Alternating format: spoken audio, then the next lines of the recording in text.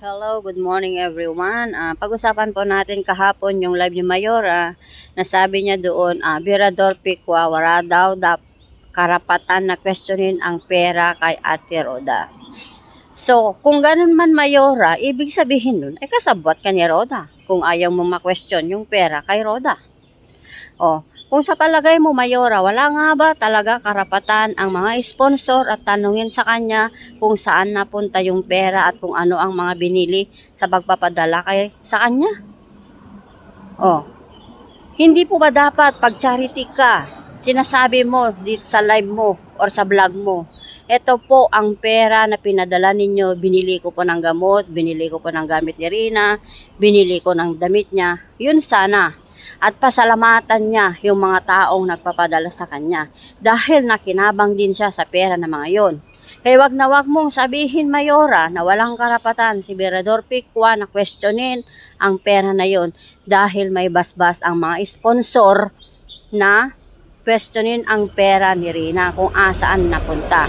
Ito na lang ha Mayora, nung bumalik si Kalinga Prab galing sa Palawan, nagpunta siya sa apartment nila Roda. At may binigay po siyang pera kay Rina na 11,000. So, saan napunta ang pera na yon? Kinain ba ng bag ni Rina yung 11,000 na yon? Nung umuwi si Rina sa poder ng kanyang ina, meron ba siyang pera? Wala. Umuwi yung bata na walang pera ang laman ng bag.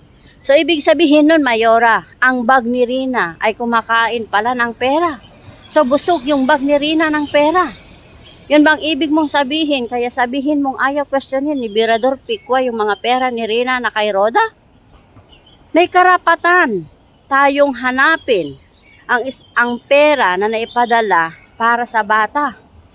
Dahil yan po ay utos ng mga sponsor para ilatag ni Virador Picua yung mga resibo kung saan nga ba yung pera ni Rina. At sa palagay mo ba, Mayora, naging honest nga ba si Roda kay Kalinga Prab? Sinabi niya nga ba na may mga direct na nagpapadala kay Rina? Sinabi niya ba doon kay Kalinga Prab? Hindi. Ipinagkatiwala ni Kalinga Prab si Rina kay Roda para maalagaan siya ng husto. Sabihin natin na alagaan siya ng husto nung una. Pero habang nagtagal, umiiba ang nangyayari. Ano ang nangyari simula nung wala nang pasukan kay Rina? Laging nasa labas, laging pagod. Yan ba yung ayaw mong tanungin, Mayora? Tapos sasabihin mong hindi dapat questionin ang pera? May karapatan po ang mga sponsor na questionin si Roda. Dahil minsan hindi pa nga siya magpapasalamat sa mga sponsor na nagpadala. Tulad yung may nagpadala dito sa Hong Kong na sponsor kay Rina. Hindi man lang niya masabi na salamat po sa pinadala niyong pera para kay Rina. At patuloy-tuloy kayong sumusuporta sa kanya. Ni minsan, hindi daw po narinig yan ng sponsor na nagpadala kay Rina.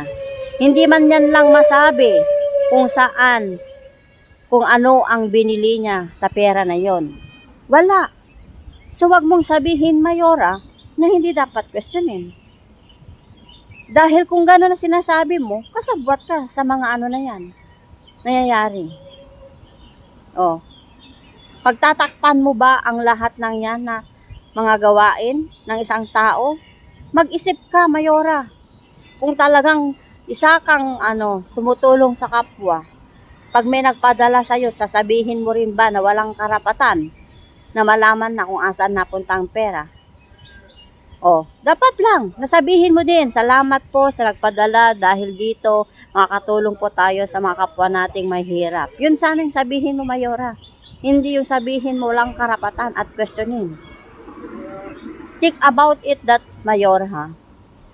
Kung ako, nagbigay ako sa'yo, tinanong kita, Mayora, asaan mo pinunta yung pera at ano ang binili mo para sa mga taong matulungan? Ano ang sasagot mo sa akin? Sasagutin mo ba ako ng pabaluktot? Oh. So sa mga ganyang pinapakati mo, Mayora, wala na. Puro ka na lang satsat. Puro ka sinungalingan yung mga ginagawa mo. Habang ano pa, Mayora, magbago ka na. Ayusin mo yung buhay mo. Wag yung buhay ng ibang pakikialaman mo. Yan ang masasabi ko sa iyo, Mayora.